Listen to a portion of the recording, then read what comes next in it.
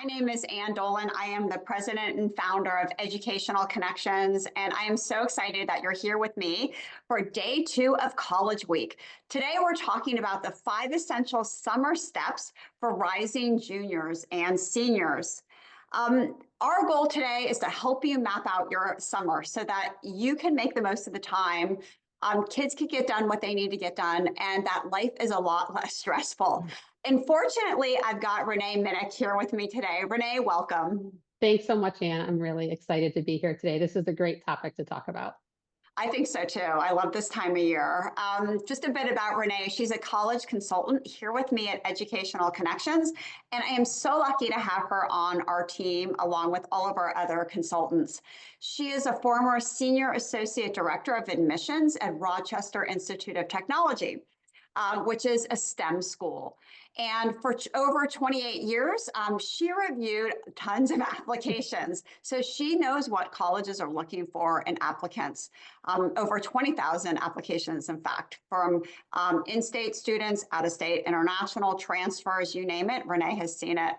So Renee, since we're talking about the summer, let's get started and discuss what to do. Like, what is it that kids can do over the summer that really can lighten their junior or senior year? Sure. And there's so many different ways that a student can approach this. And this is one of the things that I do when I'm working with students. So day to day, I work with 8th through 12th graders, and this can really be a big part of their journey. Like, how do I use my summers with intention? How do I pick things that really make an impact or help me explore different majors and things along those lines? With the earlier grades, I talk a lot about this, like working about personal narrative and course selection and career exploration. And now with this group of students who's on the webinar today with 10th through 12th grade, I'm really digging into, okay, do you know what you want to major in? What are you thinking about exploring? Are you undecided? What types of activities have you done in the past? And how do we round that out so you have a good variety on your application as well? So with every student I work with, I kind of start on day 1 whenever we start working together, and then look to when the applications will be submitted and create a timeline and a thought process for any of them. And this really includes the summers. You want to be strategic about your summer plans so that you are learning, but also having fun. And you want to pick activities that will help you stand out from the other applicants when you're applying to college. That makes sense. Do you have kids at this time of year that say, I haven't done anything. I didn't really know I was supposed to do anything to help my application over the summer? All the time. And they're rolling out of their academic year. They're feeling like, oh my gosh, I just finished school, maybe I just want to relax for the summer. And I'm not saying that every minute of every day has to be planned for a student throughout the summer, but there are a lot of things that they can do that might be shorter learning experiences, or just might be opportunities that they want to take advantage of, especially for students who are in between 10th and 11th grade, because that's really when you're really kind of getting into the college search process. And what you want is to, get things done ahead of time. So when you're going into the fall, you've already kind of done some research and you know what you want to do. But there are so many students who come to the meetings that I meet with, and they'll come in and they'll say, like, I have no idea. Like, I don't even know where to start. And I have lots of different lists, and all the other college counselors, we share with each other different opportunities that we see available for students in the summer. And we're going to go over a bunch of different things today that students can partake in. And if a student doesn't know what they want to do, or they're dragging their feet a little bit, it doesn't mean that they're not excited about it. They may just not know where to start. So I kind of like to try to be that person who's like, okay, let's talk it through together. Let me bring you some ideas. And often once I do that, they either really get into it, or they'll come back and say, oh, I saw this and I'm excited about it, or I didn't like this. Do you have a different idea? And we just kind of get the conversation going.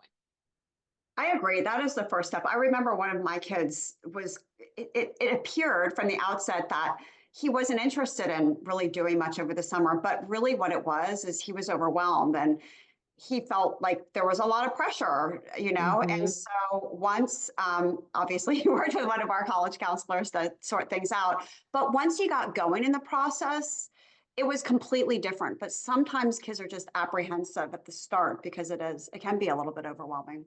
I just think it makes sense because we're we live in a world right now of information overload. At that age, students are getting like bombarded with emails from colleges. They're getting things in the mail. There's so much available online. And then the other thing that happens is they start hearing their friends are doing things, and it makes them even more anxious because they don't know what they want to do. Um, so I always tell them, like, I'm a safe place or safe space. Come to our meetings and ask me any question you want. No one else is going to hear the question. I'll talk you through the process and kind of get you started. And I think that that makes them feel a lot more comfortable. So, as I said, there's a number of different things that students can do. It's just a matter of picking them and deciding what to do. And then is it one experience? Is it four? Do I do different things every summer? I mean, there's a lot of follow-up questions even when you kind of start the process. All right, so let's dive in and talk about Okay, step number one, the different types of things kids can do to create a summer with purpose. What are they? sure, sure. So I do like to say this, but I don't like to make students nervous about it. But I do like to say, as a college admissions professional, I read, as you said, I read probably well over 20,000 applications in my time. And I always was looking to find a student who was involved outside of school. And this may mean that they're involved in extracurricular activities, that they have jobs, lots of different things. But I like to see students who have done things besides their academics. And I really like to see students who use their free time with like intention or curiosity or initiative, something to learn more. And I will tell you, there are some students I meet with that they come to me and their summer is completely planned out. And others, like I said, have no idea where they want to start. So, not to worry, any college counselor that you work with at Educational Connections would be able to talk you through this process. And this is something that we all do. So the first thing that often comes up, because this is something they hear a lot about, is summer classes. And there can be a lot of different types of summer classes. These are typically hosted by universities. They can be on campus or they can be online. Some of them are one day. Others are a week long or multiple weeks. So there's a lot of different ways that you can approach it. The most typical that I hear students asking about are college level courses that they can get credit for. So there will definitely be some things that students can take either in person or online that may be a college credit that they can bring in when they go to college. But there's also a number of programs hosted by colleges and universities that are non-credit and they concentrate on career and academic exploration. And these are actually ones that I really like for students.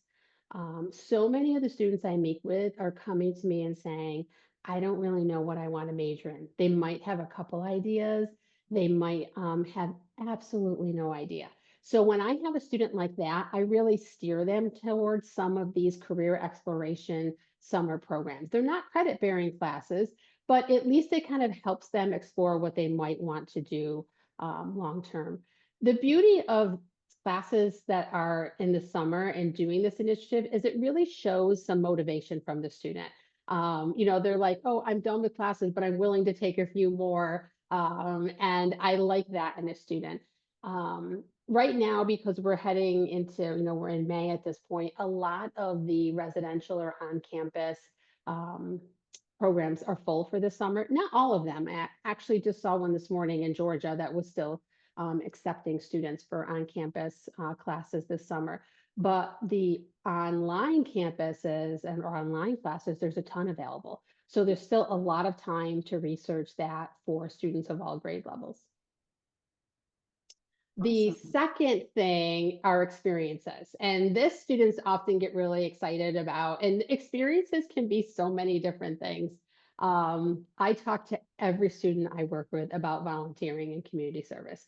That's a bit of a non-negotiable for me. Like every student should have that somewhere. And most students who I start working with have already done some, but on occasion, there's students who have not. And so we'll talk about the experiences they've had or things they're interested in volunteering for. And I usually tell students, I prefer that you do like a long-term service at one place instead of hopping around to different places. You get to know that organization better, they get to know you, and it also really shows your commitment to something. And when I'm talking with students about community service, I also try to be creative. I have one student who like loves woodworking and they also love to read, and we've talked a lot about that. So they built one of those like free libraries Hmm. for the community. So kind of like combining those two things together. I also tell students, if you love math, like maybe think about tutoring this summer. Anything along those lines can be community service. It doesn't have to be like volunteering at a food drive or doing something along those lines.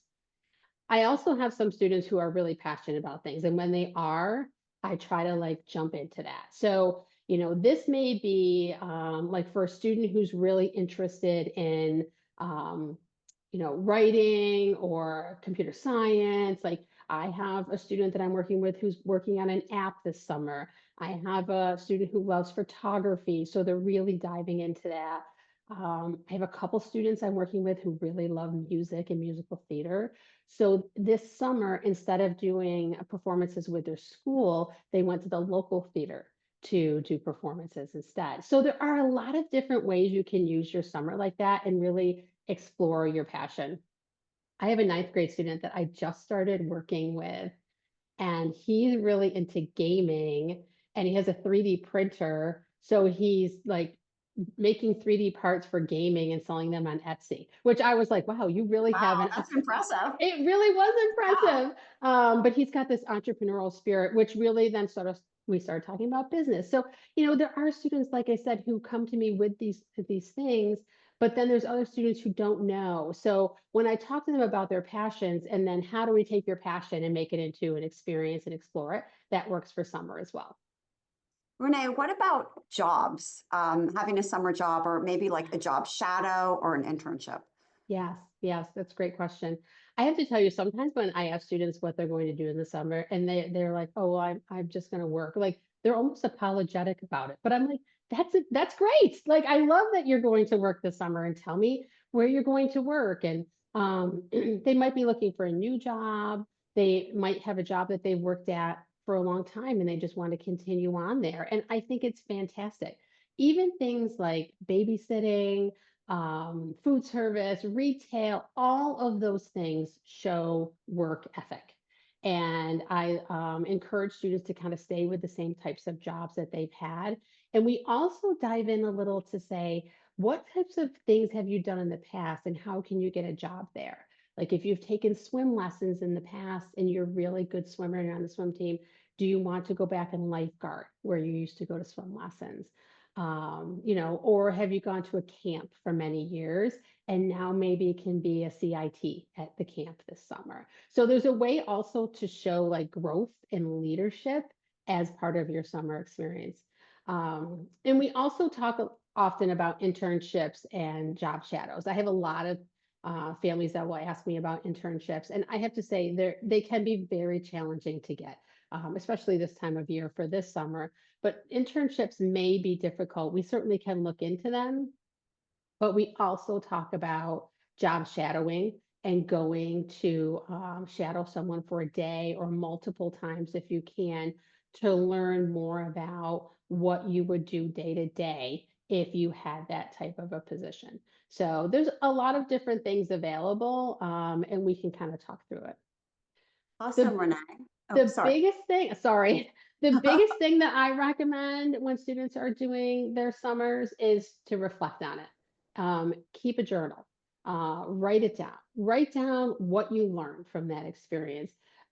Because colleges don't just care what you did, they also want to know why you did it and how it changed you. That's really the key. It's not just having the experience, but what you learned from it and how you're going to apply it going forward. And that might mean, I tried this and I didn't enjoy it. That's okay, because that is something that kind of helps us go to the next major or the next thing you might be interested in. I love that. I love that, Renee, thinking about what you learned from the experience. Okay, let's move on to step two, and that is creating a list. It's something that is important for kids to start out and do over the summer. Tell us about that. Sure. So I really like students to start thinking about their college list, early on and definitely after sophomore year, because you want to start thinking about what schools you might be interested in, why. And as I said before, there's so much information out there that it will take you time to get through it. The first thing is honestly just research, and research takes time. Students will come with, a list of schools maybe they're interested in or not have any idea, and we kind of start from scratch. But you really need to take the time to research the schools. And you can do that in a lot of different ways. You can look at the schools online. You can take recorded tours. You can take recorded information sessions. There's a lot of schools at the end of sophomore and junior year when they start doing like intro open houses online just to share some information. And I always tell families, if you see something you're interested in, go ahead and sign up. It doesn't, even if you can't attend, 99% of the time they send you the recording afterwards. So it's something that you can still go back and watch. But if you can attend live, I like it as well because I think it's really gives you an opportunity to ask questions. So when I meet with students, they often have the same schools on their list that their friends do. That's one of the things as we kind of start talking about a balanced list and how to craft it is that, I try to really approach it as every student is unique and their college list should be too. Just because you are friends doesn't mean you should go to the exact same school, because what you might want to major in and what you want out of a college could be really, really different.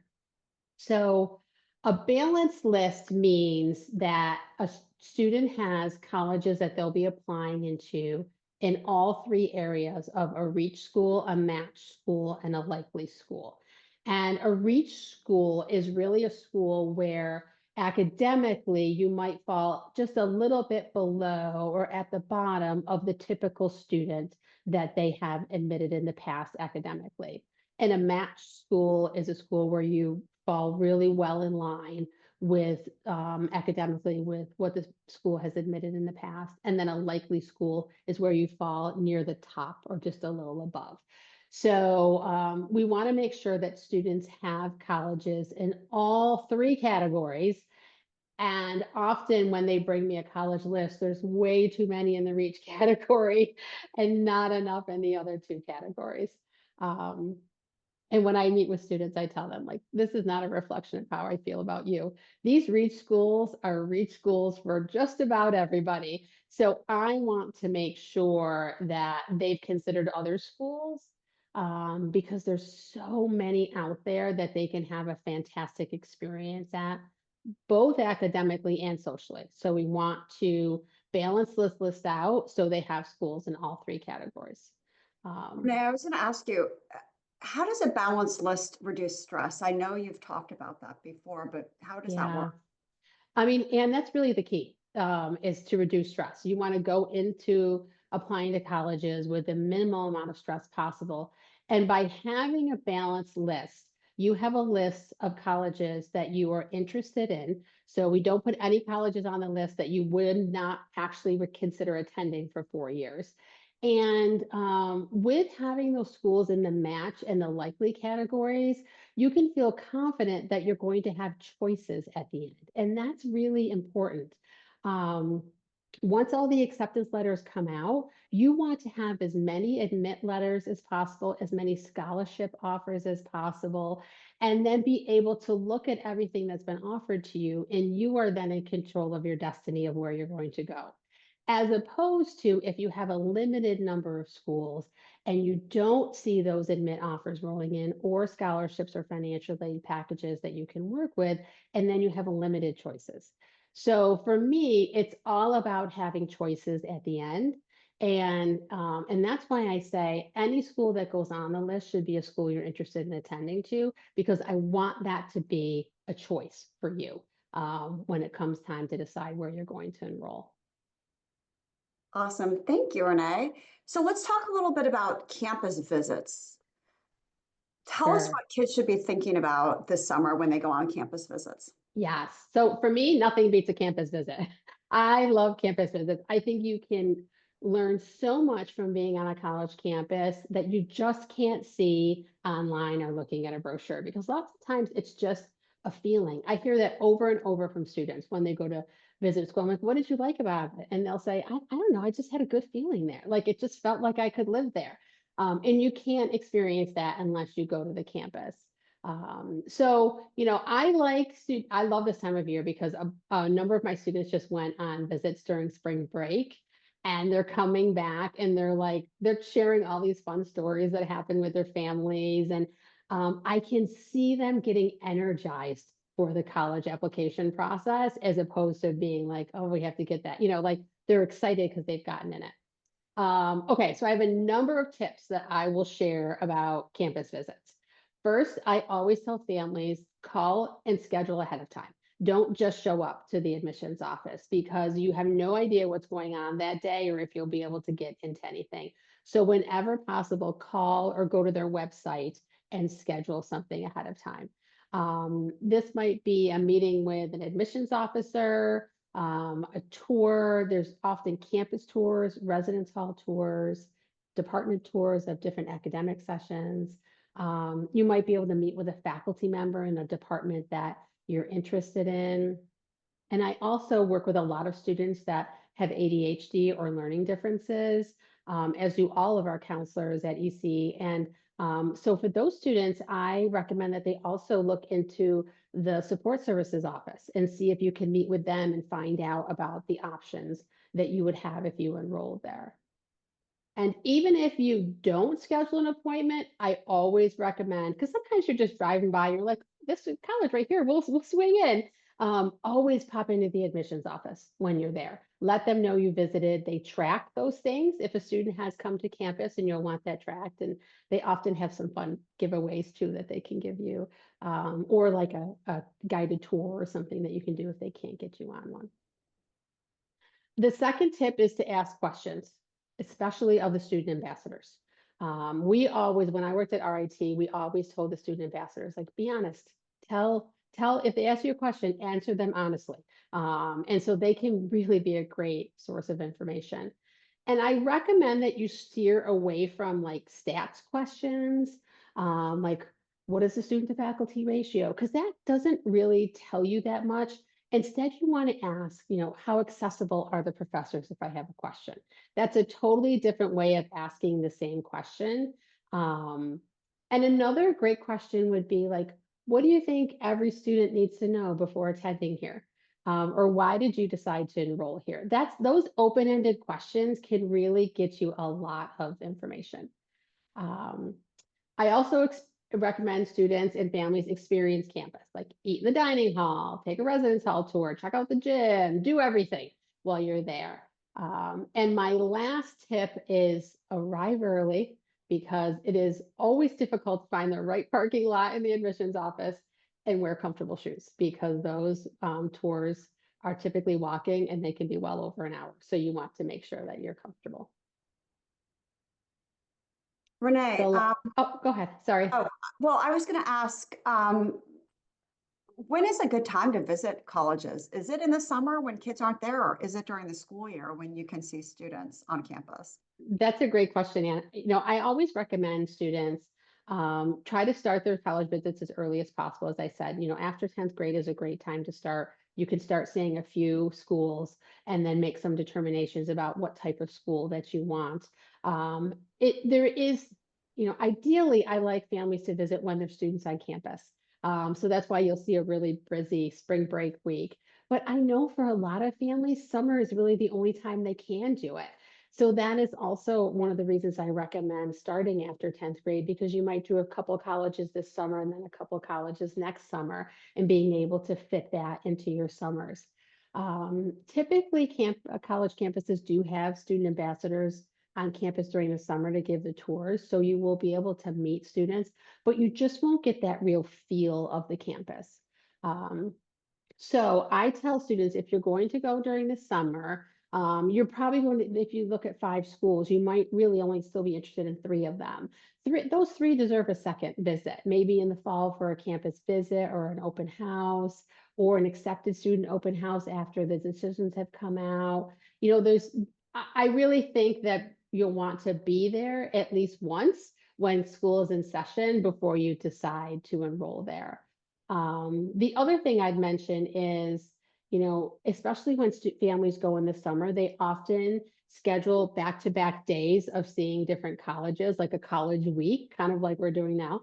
And I love those weeks. I think they're great. But when you do that, make sure you bring like a notebook or your laptop or something. And every day, at the end of the day, you debrief on the schools you saw that day because it's so much information being thrown at you at one time that I guarantee you're going to forget. Like you're going to be like, wait, which school told us that? So you want to make sure that you kind of keep track of all that. Makes sense. Thanks for that, Renee. All right, so let's talk about step 4, which is tracking activities and awards, because you want to use them for your high school resume and application. And I'm wondering if you can talk about a resume, like what exactly is a resume and is that on the Common App? Sure. So yes, I have all students that I'm working with keep track. I have an activities and awards tracker, and I set that up immediately for every student and have them fill out anything that they have done. And I always tell them if you're like, should I add this to the list? I say yes, add it to the list. This is just for us to look at together to see what types of things a student has been involved in. And it's hard to remember the things you did in ninth grade. So you really want to make sure that you do that. Then once we have this activity and awards tracker filled out, which I use a Google Doc, but you can use Excel, you can use anything. Then I have them take the information that's on there and actually build a formal resume. Every student I work with creates a resume. And it gives the student more ability to describe the activities that they've been involved in and the awards they've received than in the Common App section for activities, which is very short and doesn't have a very long text box. So it's not required as part of a college application, but I have all of my students submit a resume. When I was a college admissions officer reading applications, I loved when I got a resume because it really like allowed me to switch over and look at it in a format that was easier to read, where I could see all the volunteer things together, the jobs, the schoolwork, were kind of grouped together better. And as an admissions officer, I always felt that the students who submitted resumes had gone above and beyond. Like they took an extra step that they didn't require, and that was impressive to me. In addition to that, I ask when I'm working with students and they ask teachers or anyone to be a reference or a recommender on for their college applications, I also have them give that person a copy of their resume. Because often these teachers only know students in one capacity in the classroom they sat in. But if they see all the other things that they're involved in, they can really speak at a much broader sense on their reference letter when they write that. Awesome. Thank you, Renee. Anything to avoid? Yes. I try to keep it to one page. That's always a plus for me. I would avoid anything that is prior to ninth grade because I think that that is really something that you did when you were younger. And I would avoid like there's a lot of like flashy formats out there. It doesn't need to be anything fancy. It really just needs to be clear and concise and easy to read. So I always recommend students have someone else look at it besides themselves and give them a little bit of feedback. A little proofreading goes a long way. Awesome. All right, Renee, our last tip, number 5, and then we're going to get to Q&A. So if parents, you have any questions, please go ahead and throw them in the chat right now. Getting ahead over the summer by writing a standout essay before school starts. Tell us about it. I love the college essay. For me, it's one of my absolute favorite parts of the application because the student has this free space to share who they are, what they want to become, anything that they want to share with the college admissions officers. For me, as an admissions officer, I always read the application first and then the essay, and then the extra information before I looked at their transcript because I wanted to kind of create this picture of them before I even looked at them academically. So it really is a great way to make a good first impression.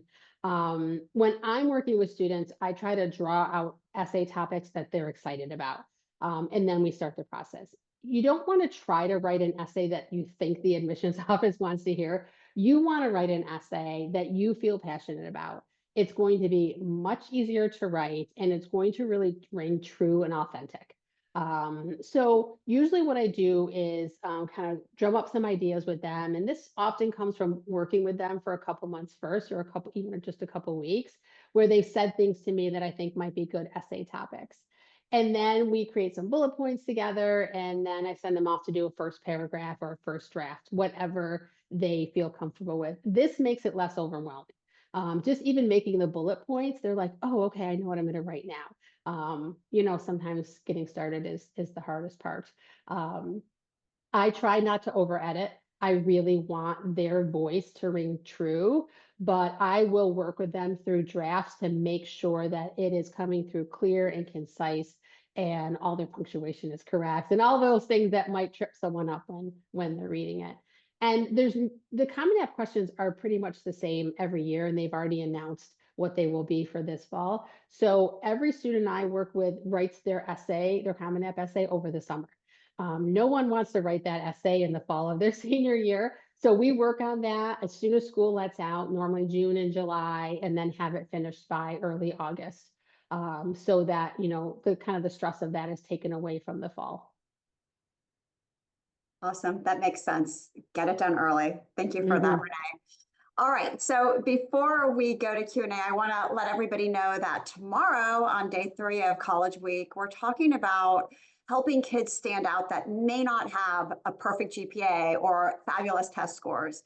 Kids that, have done well enough in high school, but their grades and test scores aren't necessarily stellar, and they need other ways to stand out and really make their applications shine. So that's with Kristen Landis. Some of you might know her. She's a former admissions advisor from University of Virginia. And then Renee will be joining us again to talk about that really important topic. Renee, when it comes to helping kids, you help lots of kids every day, day in and day out. I know you really believe that one-to-one, working with students one-to-one and helping them craft their application is key, and that there is a place for everybody. I absolutely agree, Anne. I mean, every student is unique, and there is a college for everyone out there. I love working one-on-one with students because, one, I can really dig in and talk with them and learn about them and help them find a college that's a great fit. I also find that working one-on-one with students, they're so much more engaged in the process. They're so much less afraid to ask questions. Because there's no one else around but the two of us, they typically will really kind of say, help me with this, or I don't know about this, or which direction should I go here? And, as I said, there is absolutely a college for everyone. There's so many different choices out there.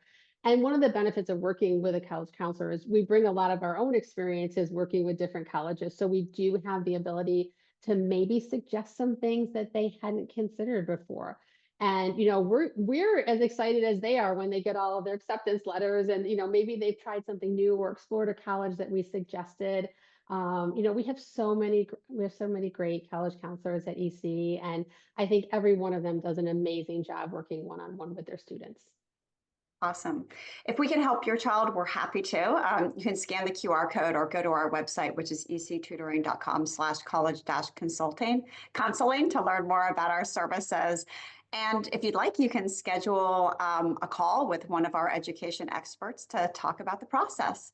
Thank you so much, Renee, for being my guest today. And parents, I hope that you found this to be helpful as well. I look forward to seeing many of you tomorrow when we talk about beyond the numbers, how to help kids with average grades and test scores get into the college that's a great fit for them and have lots of options. Have a great day, everybody. Take care and see you next time. Bye-bye. Thanks so much, Anne. Bye-bye, everyone.